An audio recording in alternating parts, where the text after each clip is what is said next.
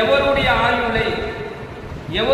ஆயுளை எல்லாம் வல்ல இறைவன் 60 வயது வரை பிற்படுத்தினானோ அந்த வயதில் கூட நல்ல அமல்கள் செய்யாமல் இருந்ததற்காக நாளை மறுமையில் அவர் அல்லாஹ்விடத்தில் கூறும் எந்த காரணத்தையும் அல்லாஹ் ஏற்றுக்கொள்ள மாட்டான் என நபிகள் நாயகம் ஸல்லல்லாஹு அலைஹி வஸல்லம் அவர்கள் கூறியதாக ஹஜ்ரத் அபூ ஹுரைரா ரலியல்லாஹு அவர்கள் அறிவிக்கின்றார்கள்.